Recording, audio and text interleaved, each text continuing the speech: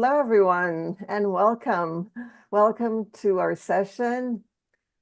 Today, this is our first day of week 2 of VW MOOC 25. My name is Nellie Deutsch, and we've got 2 organizers of the VW MOOC, Val Hill and myself here today. We're only going to be on Zoom, so no virtual worlds today, but we've got an amazing session with Crim, Francisco Koolhoven, or Fran. He's an estate manager and media director at Whole Brain Health and Second Life. He's an LSL scripter and self-taught videographer working on several projects to help benefit the sim. His store in Second Life is Cool Tech, where he sells a variety of scripted objects, including the Cool Tech Group Notice Scheduler. Greg Fran in Second Life is also the tech manager for Marley's Millennia's programs and does live streaming and filming for both VWEC and VWBPE. So I'm glad you joined us, and thank you, Greg, for taking the time to be with us, because this is going to be amazing. Well, I certainly hope so. Thank you very much, Nellie. I think we're all really excited. Okay, so is it all right if I go ahead and get started then? Yes. Great. Okay. Well, I was going to give a little intro of my own, but I think you covered most everything, Nellie. Thank you. I'm Greg Crim, otherwise known as Francisco Koolhoven, or Fran to most virtual worlds. I've had a 30-year career working with computers, starting out with programming and later moving into network support. I started out in Second Life in 2007 after finding out about it through a news program. I was retired at the time and was taking care of my aging mother, which was a full-time job. So I thought being able to explore Second Life would give me something fun to do with my time. I'm by no means a professional educator. I just want to make sure that's clear up front. But I do enjoy talking about subjects that I'm interested in and somewhat familiar with. This is my first attempt at doing a class on Zoom or anything for VW MOOC. So please bear with me as I figure it out as I go along. I recently did a couple classes on machinima for the Virtual Worlds Education Consortium, showing how to set up and use OBS to record your own videos in Second Life, along with how you can enhance your video with tools such as a camera control and a HUD and a 3D mouse to let you move your view freely. I chose OBS as a recording tool because it is free, runs on all platforms, and it's rich in features. I also, after doing that, I really wanted to go through the process of how to edit videos, which is a useful skill for everyone, whether you want to edit your own videos or edit something you've downloaded. I just wanted to get a tool that everybody could use. There's a lot of good software packages available for purchase. Adobe Premiere, DaVinci Resolve, Camtasia. That's the one I've been using most of the time. But it's not practical to expect everyone to go out and buy something for this class. So these are products that are out there. There are products, rather, that are out there that are free to use or offer trial versions. But most of them will add watermarks to your video. They'll limit the features you can use unless you upgrade, or they can limit the length of the video you can produce. Fortunately, there's a free tool called Shotcut that's open source, cross-platform, and puts no limitations on your videos. I just want to put the link to this in. in the chat here.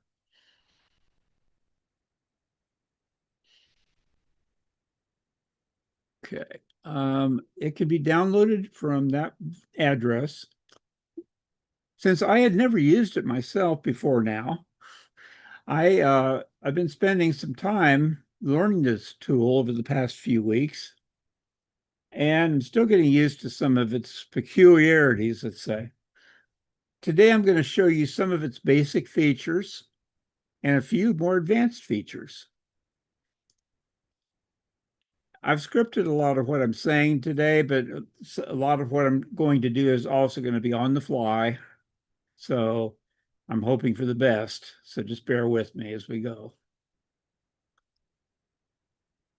What are some of the advantages of a free software tool like Shotcut? Well, its availability is probably the most obvious one. It's a great starter tool for learning the overall process of editing videos. The details will differ if you're using another program, but once you learn and understand some of what you can do with a video editor in general, you can transfer that knowledge to a different program without too much trouble. What are some of the disadvantages? Well, those who develop the software for Shotcut are basically volunteers who have their own careers. They're doing this kind of as a side gig. So features are not going to be, starting out, are not going to be as rich as you would see in a polished application you could purchase. But over time, they will gradually get added in. And that's what's happened over the last few years. It now has become a very robust tool that can be used for a lot of different purposes. Some features may not be as easy to use as the same features in paid applications and may not be quite as intuitive, but those are trade-offs. Okay, so I'm going to share my screen now. I'm going to share my Shotcut screen.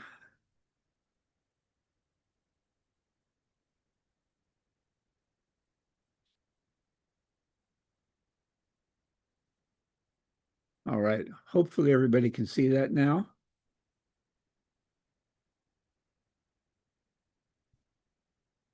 I'm going to explain what you're seeing here. This is the opening screen. At the top left is an area that serves several different purposes. It can be a playlist. It can contain a list of filters that we'll see later. We can't see them now because we're not editing anything. Properties, we'll be using that later. Export will be when we want to create our final video. We'll want to export it. And there's also a subtitles one for creating subtitles. That's a fairly recent addition to Shotcut. I don't really know much about that yet, so I'm not going to speak on it. Okay, now in the middle of the screen, this is an area where we're going to eventually see a source window. For right now, it's showing us new project and it's asking us for a name of a project. Okay, let's stop for a second and talk about what a project is.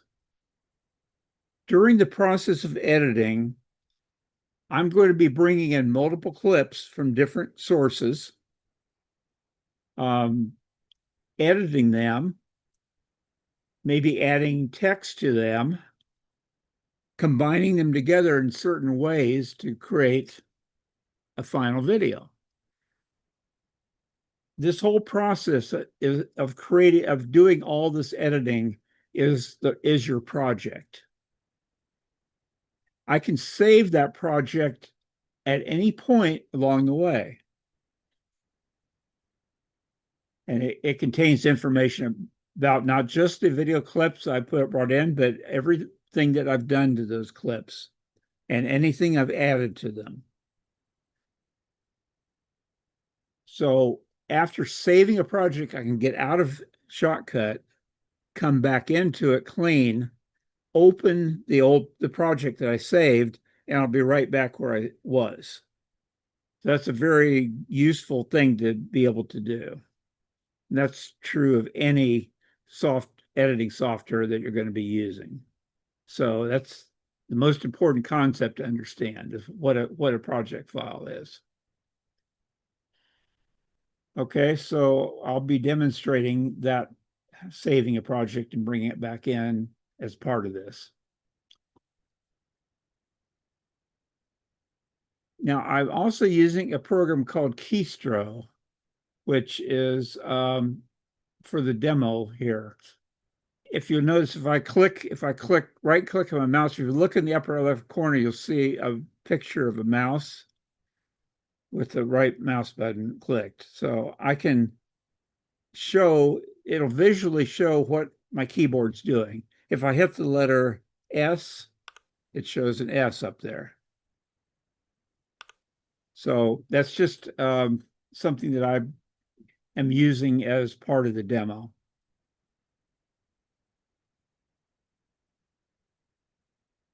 Okay, so in this Shotcut window, I'm going to first show that I can move things around however I want. This window up here, I can click it and I can move it to another part of the screen. I can move the projects part over here.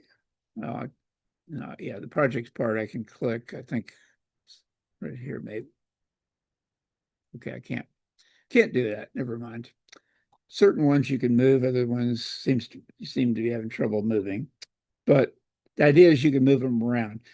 If I want to restore myself back to the original settings, I'm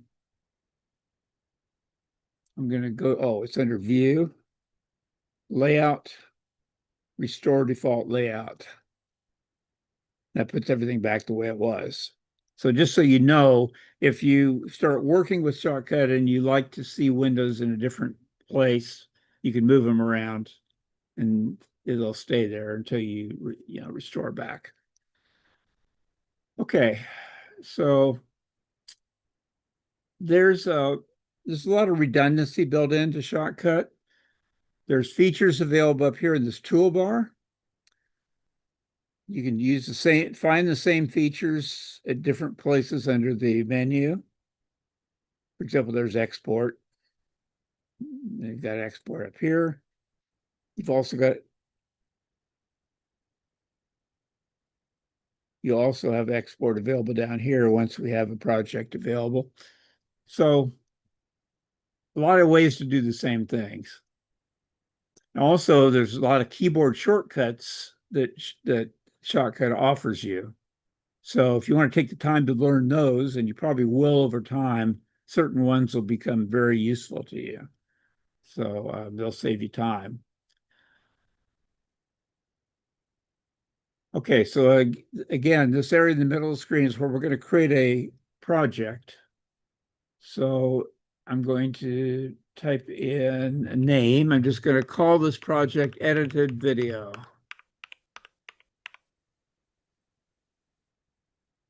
There's also a video mode that shows up under here. It says HD 1080p 30 frames per second. So that's the default video mode that you're going to use. If you click this button, it'll give you a bunch of other things you can select from. Or you can even go down to custom and create a custom one. We're just going to leave it the way it is because this is the settings that I normally use. You can use other ones if you're working with your own videos. Once I have that, I'll just click Start. Okay, so I've started this project. Now, great. Now we want to bring in some video clips to work with. So I'm going to come up here to Open File. And I'm going to choose a clip that I've already pre-selected, Shotcut clip 1, and click open. As soon as I click open, that clip's going to show up in the middle of the screen. And it's going to actually be playing. There's controls down here you can click on to go back to the beginning, go to the end.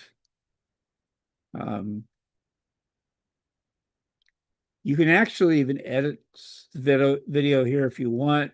If I wanted to clip to shorten it, I could bring it down to this point, let's say. Then it would only play to there.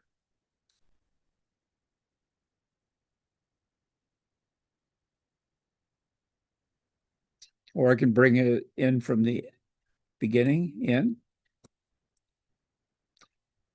But I'm not going to be doing the editing here. That's not typically the best way to do this. So I'm going to just restore it back to where it was. What I'm going to do now is I've got the playlist selected over here on the right. I'm going to drag this video from here over into the playlist. And it creates an entry over here for it. Shows you the name of it, the duration, which is 40 seconds, 19 tenths of a second, or I think it's a 60th actually, and the date and time of the clip. Okay, so that's if you have one clip.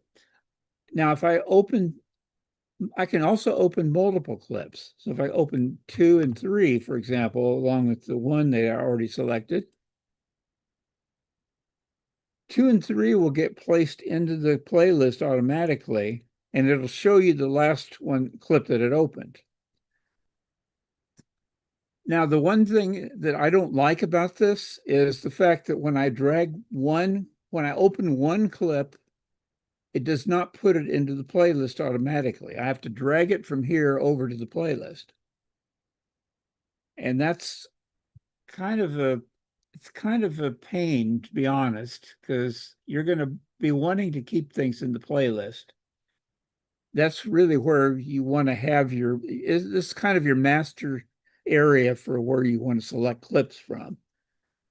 So you just kind of have to get into the habit. If you just open one file, you have to drag it over here. If you open more than one file, they automatically go in here.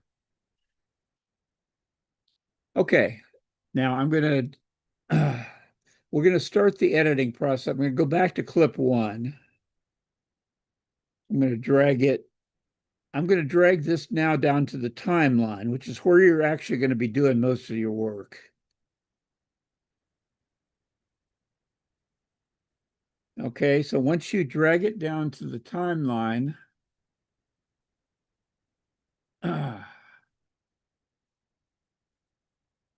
you can look, you can see over on the left side, it has the name of the clip, the name of the track that it created, which is V1. You can change this if you want. I'm just going to call it track 1, but you don't really need to change it. But once you start doing a lot of editing, it might be a good idea to name them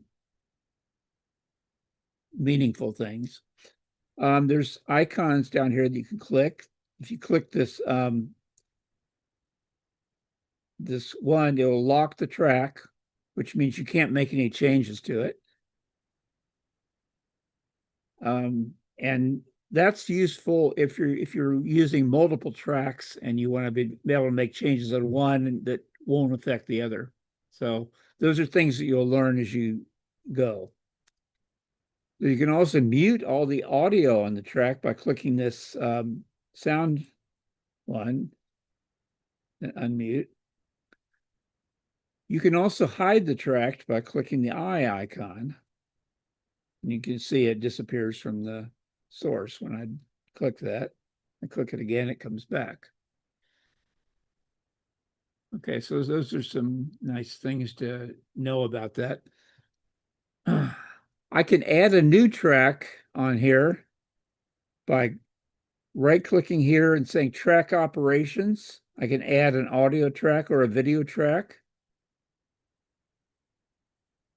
So it'll add a new one, which I'm going to use here in a minute. Now I might want to drag clip 2 down here onto the second track. I'm just going to move it over here so that it starts later. Okay, so that gives you some of the basics of how you can create tracks and move audio clips into those tracks. Okay, well, let's do a little bit of editing here. I'm actually, for right now, I'm going to delete this second one just so get it out of the way. I'm going to play this one, this track for a little bit till it starts to change. Say, because there's a lot of, the beginning is just a static scene, basically. So let's say I want to trim some of that off. I can position my playhead right here, and I can just click the letter I.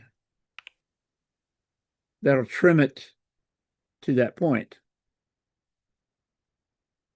So now it actually will start there. If I want, I can move this clip back over here now so that we'll be starting from, so then the movement starts right there. Okay, I'm going to add another track, or I've got the track actually already there. What I'm going to do now is I'm going to add some text to this. So this is a video of the Whole Brain Health Character Strengths Park. So I'm going to add text. If I click up at the top, if I click New Generator, Text. I'm going to type in here what text I want.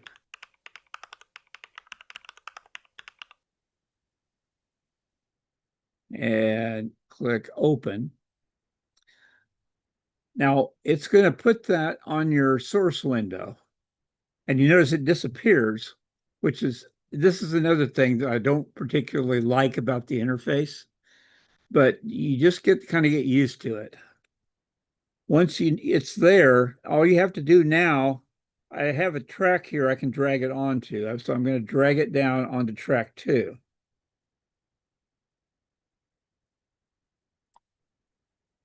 As you can see, it shows up on your video, and I can use click on these dots to adjust the size of it. Okay, I'm going to do one other thing to show you a filter now. We have this text selected right now. If you come up here to filters, okay, we're actually already in filters because the text was a filter in itself. I can click this plus sign to add a new filter. I'm going to add a filter called Drop Shadow. As you can see, that adds a drop shadow with the text so that it stands out a little bit more. It's a nice effect to have. So I'm just going to leave that. We're not going to add any more for right now.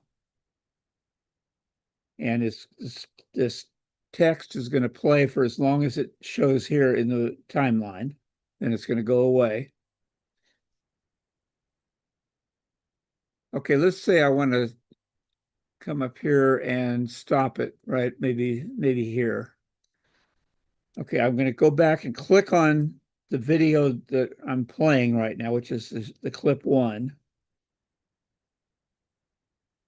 And I can click the letter O to do an out clip. That'll clip everything above that so that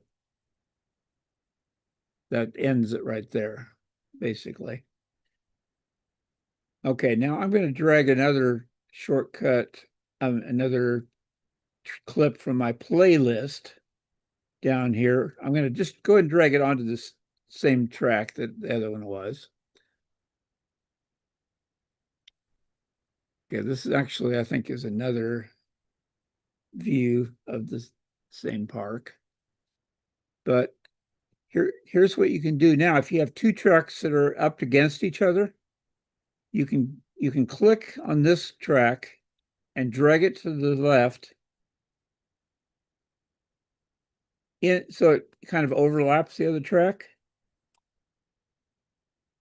And what that will do is it will create a transition. So it'll be, and it's going to default to being a fade transition. So now if I play this clip, it fades nicely from one to the other. And you can come into this clip, which is highlighted right now, come under the filters, and you can actually change that from a fade to something else. I think there's I don't want to try to do too much right now because as I told you earlier, I'm kind of learning this program as well. So there's different types of transitions you can do. I'm not finding it right now, so I'm not even going to try right now. We're just going to be happy with the little fade that we have. Okay, so this one I can play for a little while, and let's say I just want to come up to here. I want to stop that. So another thing you can do here is I can split the video by clicking the S. Oops, you know what? I didn't have this selected. I have to have that selected before I hit S. These are things that you kind of learn as you go. So I'm going to click S. Now so it creates two clips, with a split between them. So I can get rid of this other clip, or I'll just leave it here for now. And now let's go ahead and delete this one, or rip and delete. Now I'm going to bring in clip 3. I'll move it to the same timeline. And I'll move it over just a little bit so there's a transition. Oh, okay, that didn't create the transition. I guess you have to do it once it's on the timeline. Okay, so once it's on there, I can drag it over, create the transition.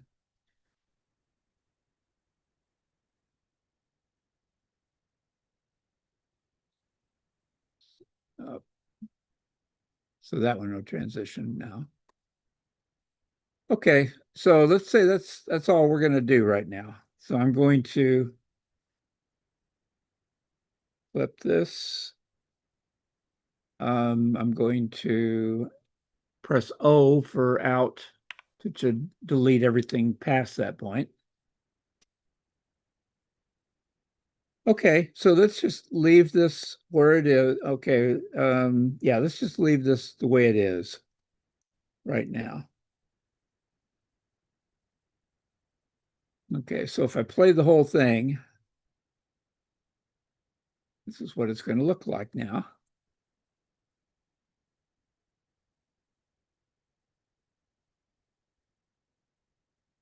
Then a transition to the other clip. Then a transition to clip 3. Okay. So let's pretend that's everything we want to do. Actually, at this point, I haven't demonstrated how to save the project yet, so I wanted to do that. So I want to click, if you want to save your project, click File and then Save As. Okay, so it's edited video.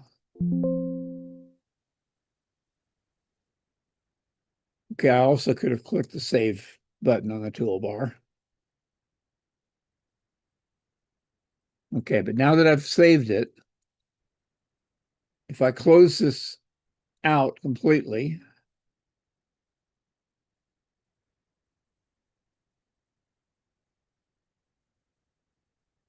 and you see here under projects, this is a list of your saved projects. I'm going to choose edit video. And as you can see, it brought me back to the same point I was at with all the video clips in here down the timeline, transitions the way they were. So that's basically the gist of how to do this. There's features, other features you can use on here that as you go, as you're editing these, oops, right timeline. If I want to mark a certain point of the video for later, that I can remember it for later, you can press the M key and it will create a marker at that point.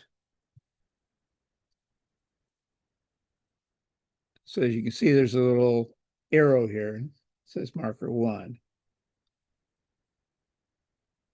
If I want, I think I can even go in and change the name of that marker. Yes.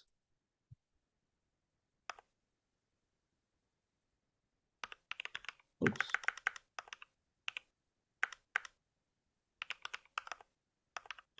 Okay, I was changing to something different so you can see. Now it says first marker and it shows the time. It's at 8 minutes and 20 seconds, or 8 seconds and 20/60ths of a second, actually. Okay, so I move it over here. I can create another marker. I wanted to remember that position for some reason. I can create as many of these as I want.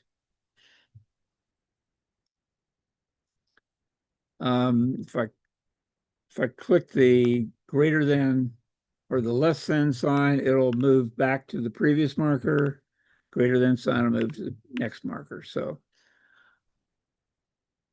these are all tools that you can use while you're editing that I think you'll find very useful once you start actually using the program. Okay, let's see, what else did I want to demonstrate? Yeah, I did the text captions already. When we're done, we want to create an final edited video. And to do that, you want to use the export. And that's up here on the toolbar. You can click export. That one's always available. Okay. I usually would suggest going with the H.264 high profile preset. That has most everything you need. I was told not to use the hardware encoder on this, so I'm not going to recommend using that. You want to make sure that up here it says from timeline. That way you'll be sure that the video you're going to create will be based on everything you've done in the timeline. You can also do it directly from the source window by choosing play. Well, it doesn't even have source there, so never mind. But there's other ways you can choose what you want to export, but make sure it says timeline. All right. I also would suggest clicking the advanced button just so you can see, yes, it's going to be a 1920 by 1080 resolution, aspect ratio 16:9, frame rates 30 frames per second. Don't really need to change anything else here. I wouldn't suggest it. Make sure the format says MP4. When you're done, just click export file. And then we create a file called edited video.mp4. And I think it'll show over here on if you look over on the right side of the window, there's a jobs tab that'll show the progress of your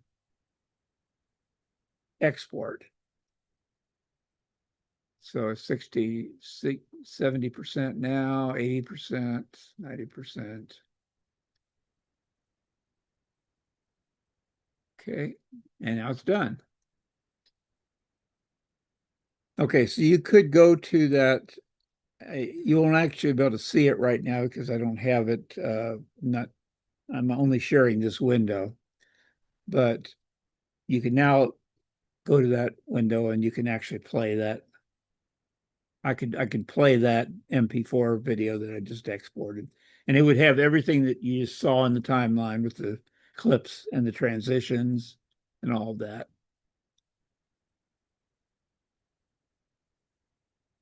Okay. That's really about all that I was going to share today, other than one thing I did want to show you, which is pretty cool. I'm going to just go ahead and close this project out and start a new one. Just to show you a really nice other effect that you can do. I'm just going to open this video. And again, since I'm just opening one file, I have to drag it to the playlist and then drag it down here. Okay, I'm going to create another track, add video track. I'm going to open another video called door opening. This is just to show an effect you can do. This is using a green screen effect. So this door opens up to green. I'm going to have to drag this clip down into the second track that I created.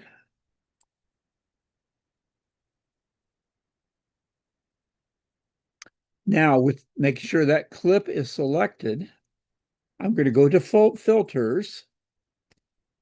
I'm going to click here to add a filter.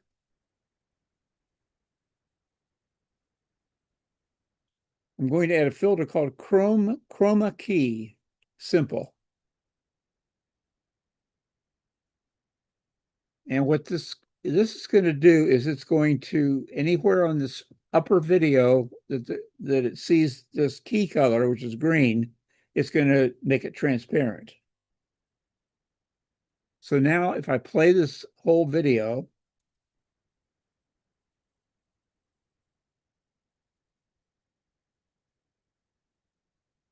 it's going to open up into the other video, which I think is pretty cool. And of course, that's not the only way you can do that. There's millions of other effects you can do on top of a video with the same technique. But this is just a neat little demonstration of that. Okay, so I really am done with what I had to do today. I think I want to go ahead and stop sharing the screen right now. And I want to share some of the links to other videos that in the chat. One that I would recommend is Ben Esponto. He does some very good videos, very succinct in his videos as far as his understanding what he's saying. He's slow and deliberate in what he explaining things.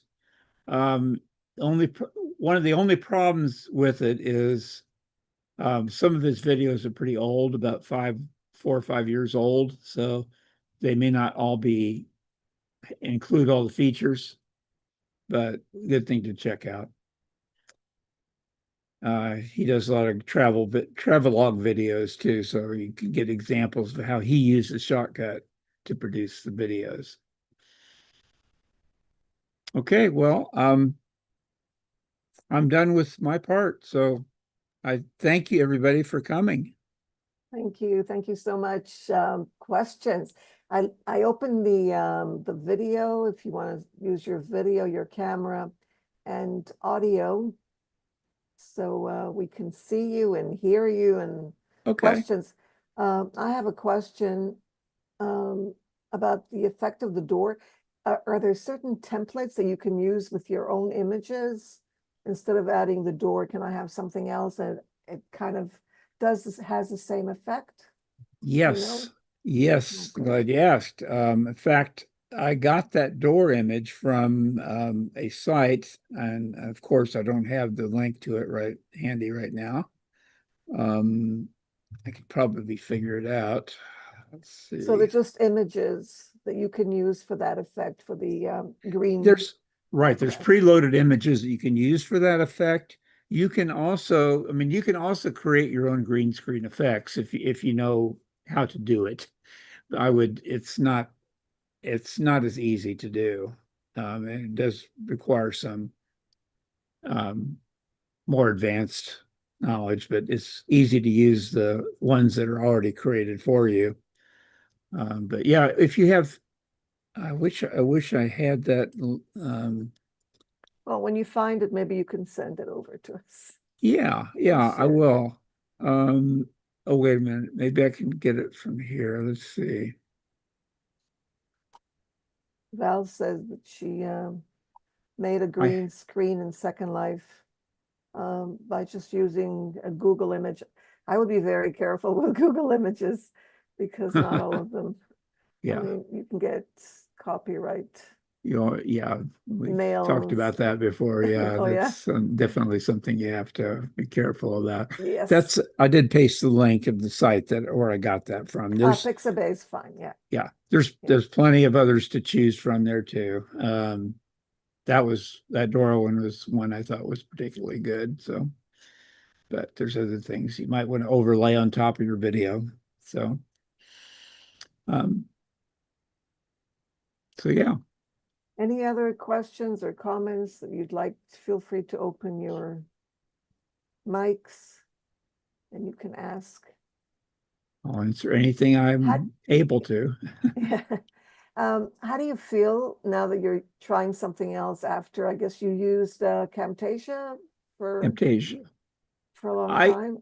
I'm surprised at how well I picked this up, and it's this is something I would be happy to use. I think I'm going to continue to use Camtasia just because it's muscle memory. I've used it. I know how to do Me things too. in it already. Yeah, me too. But but I also want to keep up on this because I'm sure I'll want to be able to um, tell people how to use this again, and there's going to be new features added to it. I want to keep up with all that. So, but I was very surprisingly happy with how well I adjusted to it and how quickly I was able to adjust to it. So hopefully everybody else will feel the same way once they start using it. But you have to know little tricks like you mentioned when you save it, not when you save it, before you export it to make sure that little things that are not as intuitive, I guess, and you would have to know in advance so that you don't mess up. Because Yeah, on Camtasia, for example, you don't have to save, it's all saved, so that's something that, I think it auto saves as you go yeah, along the way, exactly. but yeah, you can still save it yourself. But yeah, I don't think Shotcut has an auto save feature. Exactly. So you would have to know So that, otherwise you'd lose all your work. So right, little things like that. I think it's important to right. what you're doing and to get. Um, I usually use, yeah, Screencast-O-Matic, but you have to pay for Screencast-O-Matic, or maybe not. I think it's free for a limited um, time duration, Andrea. It's Um, possible. but yeah, I know it is. But Shotcut, it's free. And I It's just got free. it on my Mac. I managed to get it in the end. Oh, I good, I good. fooled around. I and it worked. Yeah, it's So, free. It's free with no limitations that I can see. I mean, it does it right from the beginning. You can use it, do pretty much anything that you can think of, as long as you learn the steps to do it, which obviously is going to take a little time to do, but yeah. no built-in limitations. All right. So thank you. And Val shared a link there to how to find images that do not infringe on copyrights, which is, as you said, very, very important. Good. I think Valerie's also saying you don't have to learn all the tools. You can pick and That's choose as right. you go. I learned a No, new one that's from that. you No, today. absolutely. Which is what I did. I don't know all the tools yet, but I just picked the ones that I thought were most important to me at the time to illustrate what needs to be shown. But if you watch some of these other videos, they'll that, like you said, usually you can find something on YouTube that will address whatever issue you're trying to solve with it. So That's true. So thank you. Thank you so much for this today. And you're very welcome. Thank I you. am going to continue exploring. I know I'm addicted to Camtasia, but addiction costs money, right? Yeah, It's yeah. not free. No, no. No, this is very true. It's nice to have this alternative that you can go to if you have to. Right. And we all love free tools, that's for sure. We all do All love right. them. So thank you. You Okay, can see their great presentation, the comments there. oh, thanks, Nellie. So Thank you thank everyone you. Thank for you. being here.